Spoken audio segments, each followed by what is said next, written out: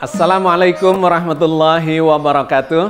Alhamdulillahirabbil alamin. Qala Allah taala fi kitabihil karim. A'udzubillahi minasyaitonir rajim. Bismillahirrahmanirrahim.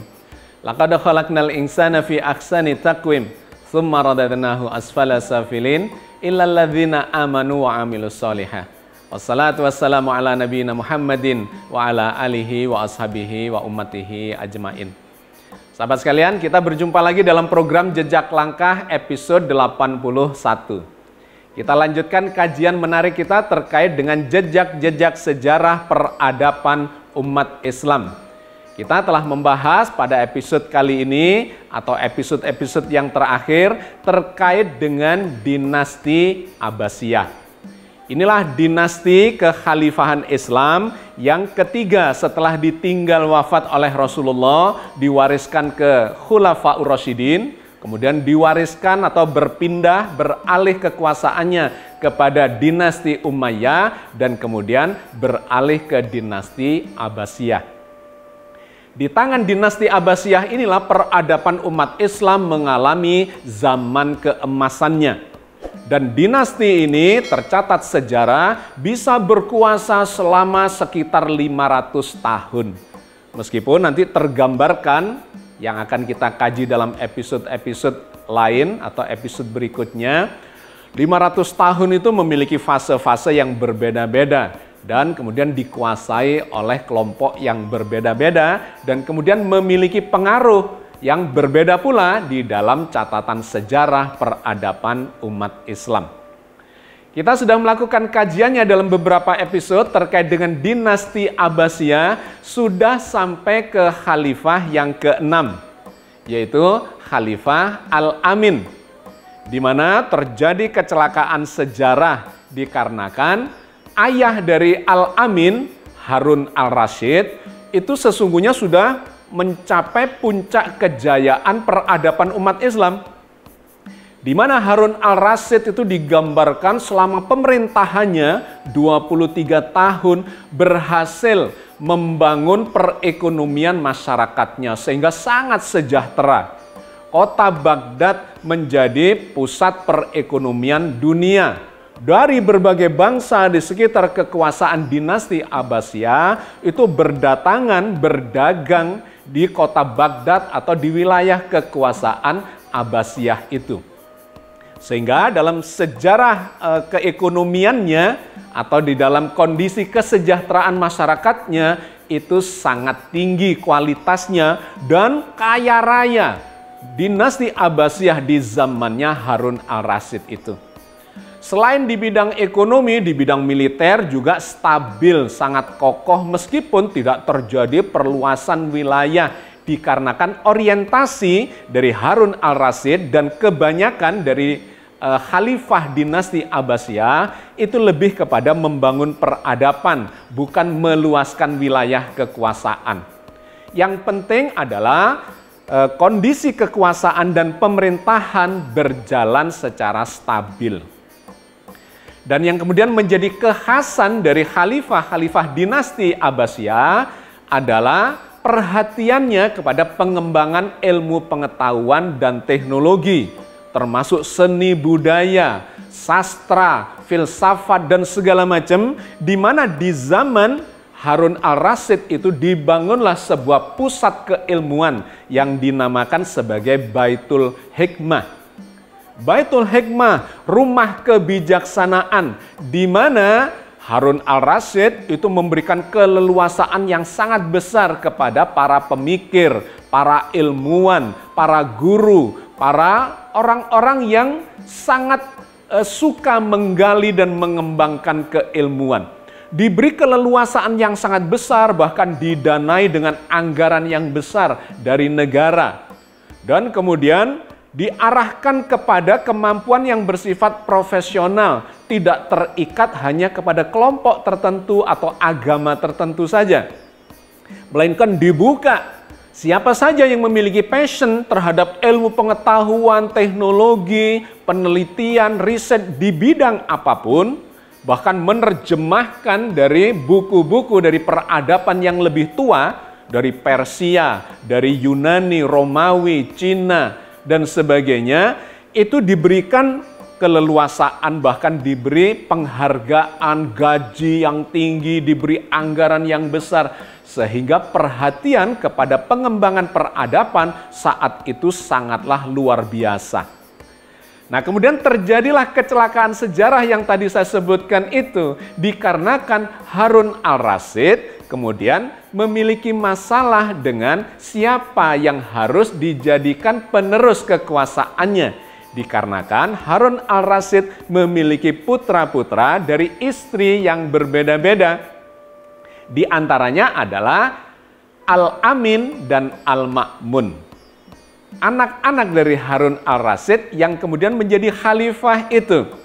Yang menjadi masalah pada waktu itu adalah Al-Amin itu anak dari istri yang bangsawan dari keturunan dinasti Abbasiyah, dari kaum Quraisy yang beras Arab.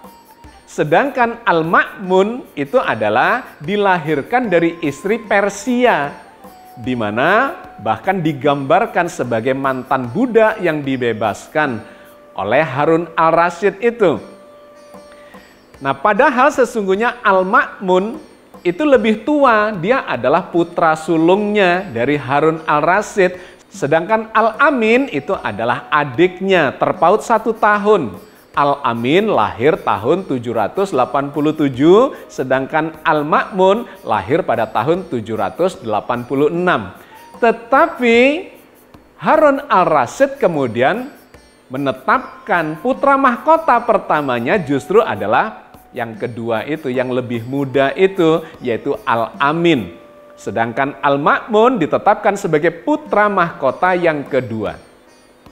Sesungguhnya sampai di situ sudah terjadi kesepakatan dan Harun al-Rasyid sudah menurunkan atau membuat surat wasiat bahwa putra pertamanya atau putra mahkota yang pertama adalah Al-Amin sang adik, sedangkan putra mahkota yang kedua adalah Al-Ma'mun sang kakak. Sudah diterima, dibuatlah surat wasiatnya, ditempelkan di dinding Ka'bah dan semua masyarakat tahu. Masalahnya ketika Harun al-Rasyid sudah wafat dan kemudian Al-Amin dibaiat sebagai khalifah penggantinya, di sini muncul masalah. Al-Amin pada masa kekuasaannya itu kemudian berubah pikiran, tidak ingin menggantikan atau mewariskan kekuasaannya kelak kalau dia sudah wafat kepada saudaranya yaitu Al-Ma'mun. Melainkan dia membatalkan wasiat dari ayahnya Harun al-Rasyid itu, bahkan kemudian melepaskan surat wasiat yang ditempelkan di dinding Ka'bah itu dan dimusnahkannya. Dan kemudian menetapkan pewarisnya adalah putranya sendiri yaitu Musa bin Al-Amin. Disinilah kemudian muncul perang saudara dikarenakan Al-Ma'mun merasa dikhianati oleh saudaranya itu. Terjadilah perang saudara itu dan kemudian Al-Ma'mun bisa mengalahkan, menghancurkan kekuasaan dari saudaranya yaitu Al-Amin. Di mana memang sepanjang kekuasaan Al-Amin itu terjadi banyak pemberontakan selain perang saudara dengan Al-Ma'mun itu. Pemberontakan di Suria, di kota Homs, di Damaskus, perang dengan Romawi, Bizantium. Selama 4 tahun kekuasaannya itu, kondisi kekuasaan pemerintahannya tidak stabil dikarenakan banyak pemberontakan dan perang saudara. Ini yang tadi saya sebut sebagai kecelakaan sejarah yang sesungguhnya dibangun oleh khalifah-khalifah Bani Abbasiyah ini sangat sistematis sejak khalifah yang pertama. Khalifah pertama Abul Abbas meletakkan pondasi wilayah kekuasaan politik. Khalifah yang kedua Al-Mansur meletakkan pondasi sistem pemerintahan yang kokoh selama lebih dari 20 tahun. Khalifah yang ketiga Al-Mahdi meletakkan pondasi perekonomian. Jadi sudah sedemikian sistematisnya sehingga ketika diwariskan kepada Harun al-Rasyid itu memang kondisinya sudah sangat settle di seluruh bidang, seluruh lini kekuasaan dari pemerintahan khalifah-khalifah Bani Abbasiyah itu. Sehingga di tangan Harun al-Rasyid itulah terjadi puncak peradaban umat Islam pada waktu itu yang kemudian runtuh kembali sesaat selama 4 tahun di tangan Al-Amin. Kita sudah membahas detailnya terkait dengan itu dalam beberapa episode dan saya kemudian dalam kesempatan ini menyambungkan itu. Karena kemudian setelah Al-Amin itu dia dikalahkan oleh Al-Ma'mun. Kemudian muncullah lagi kekuatan peradaban dari dinasti Abbasiyah di tangan Khalifah Al-Ma'mun itu. Moncer kembali peradabannya dikarenakan Al-Ma'mun ini ternyata adalah seorang khalifah yang hebat. Dia seorang negarawan yang ulung sekaligus ilmuwan yang hebat dan ambisius untuk mengembangkan peradaban keilmuan. Dia melanjutkan itu kesuksesan dari ayahandanya Harun al-Rasyid yang berkuasa sekitar 23 tahun itu. Al-Ma'mun ini kemudian bisa berkuasa selama 20 tahun lebih. Sama, mirip dengan pemerintahan yang terjadi di zaman Harun al-Rasyid. Stabil secara kekuasaan politik. Dikarenakan dia adalah seorang politikus dan negarawan yang hebat, menguasai militer dengan sangat baik, tetapi digunakan untuk menstabilkan kekuasaannya. Di tangan dia ini selama 20 tahun itu praktis kekuasaan politiknya stabil. Dia menerapkan sistem politik yang terpusat. Jadi rupanya dia berpengalaman terhadap situasi politik yang tidak stabil itu dan sebetulnya meniru khalifah-khalifah yang sebelumnya. Dengan kekuasaan yang terpusat, maka dia bisa mengendalikan wilayah yang sangat luas dan kemudian dia mengganti secara berkala itu gubernur-gubernur yang berkuasa di provinsi-provinsi yang jauh itu diganti secara berkala untuk memastikan bahwa mereka bisa dikendalikan secara terpusat. Jadi praktis di dalam kekuasaan Al-Ma'mun ini dalam 20 tahunan itu stabil secara politik. Satu. Al-Ma'mun ini dikenal juga sebagai seorang orator yang ulung. Jadi bisa menyampaikan komunikasi dengan baik terhadap masyarakat rakyat yang dipimpinnya. Sehingga masyarakat itu memiliki satu arah yang jelas terkontrol dengan baik di dalam kekuasaan Al-Ma'mun. Dia juga seorang panglima militer yang hebat, yang kemudian memimpin perang dengan para pemberontak yang sempat terjadi di awal-awal masa pemerintahannya saat peralihan dari saudaranya Al-Amin kepada Al-Ma'mun itu. Bisa diredam dengan baik. Bahkan kemudian Romawi Timur atau Bizantium bisa ditaklukkan bertekuk lutut di tangannya Al-Ma'mun ini. Itu adalah poin yang pertama yang menjadi kehebatan dari Khalifah Al-Ma'mun. Nah yang kedua yang lebih menarik lagi, ternyata Al-Ma'mun ini adalah penggila ilmu pengetahuan, sains dan teknologi. Juga filsafat, juga di bidang sastra. Dia adalah seorang sastrawan yang hebat, yang suka membaca dan menulis puisi, dan sangat disukai oleh rakyatnya. Dia adalah seorang intelektual yang hebat dan sangat kritis, bahkan digambarkan sangat ambisius. Rupanya didikan dari orang tuanya, ayahandanya, yaitu Harun al-Rasyid yang berkuasa selama 23 tahun dan berhasil mengembangkan peradaban dengan membangun rumah kebijaksanaan, rumah pusat ilmu pengetahuan atau Baitul Hikmah itu sangat mengesankan bagi dia. Dia rupanya dididik dengan sangat baik di zaman ayahandanya masih berkuasa. Sehingga memiliki kemampuan kenegaraan atau pemerintahan atau di bidang politik dan militer sangat tangguh. Dan yang kedua, sangat mencintai ilmu pengetahuan. Sehingga di zaman Al-Ma'mun ini dia meneruskan itu karya-karya dari ayahandanya Harun al-Rasyid. Dia kembali menggelontorkan anggaran yang sangat besar dan perhatian sangat serius untuk mengembangkan Baitul Hikmah itu. Bahkan dalam berbagai lininya dikembangkan lebih jauh oleh Al-Ma'mun dibandingkan di zaman Harun al-Rasyid. Anggaran diberikan lebih besar, Pusat penelitian semakin diperbanyak, bahkan bukan hanya di Baitul Hikmah itu, melainkan di pusat-pusat peribadatan, di masjid, bahkan di rumah-rumah itu dikembangkan dengan sangat marak di zamannya Al-Ma'mun ini.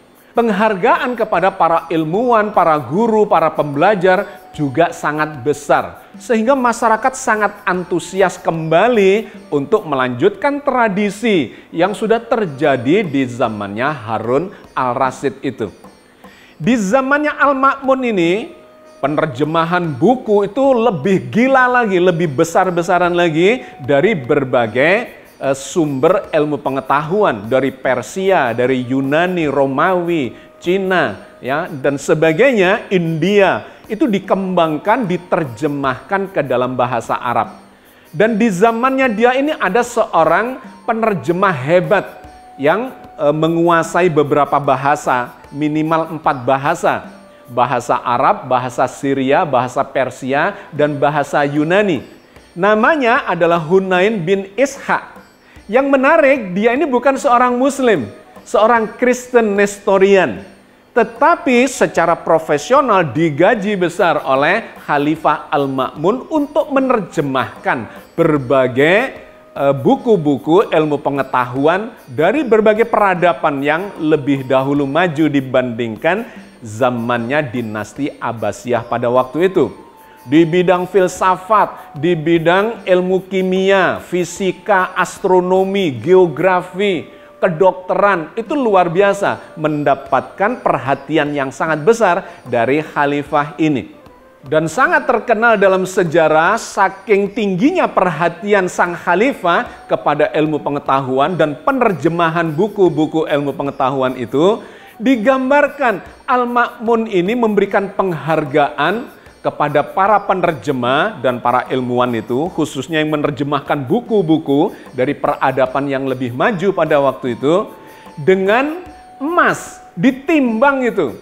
Bukunya seberat apa, ditimbang dengan emas, dan emas itulah yang diberikan sebagai hadiah, bayaran atas jasa menerjemahkan berbagai buku-buku ilmu pengetahuan. Artinya, Khalifah Al-Ma'mun ini memberikan perhatian yang sangat serius dan penghargaan yang sangat tinggi, dan tentu saja itu memberikan semangat luar biasa kepada masyarakatnya. Maka tidak heran di zamannya Al-Ma'mun ini lahirlah para ilmuwan-ilmuwan hebat yang kemudian mewariskan ilmunya kepada generasi-generasi berikutnya, bahkan ikut meletakkan dasar peradaban modern. Di antaranya misalnya yang kita kenal adalah Al-Khwarizmi. Dialah peletak dasar-dasar ilmu matematika atau yang dikenal sebagai Al-Jabar.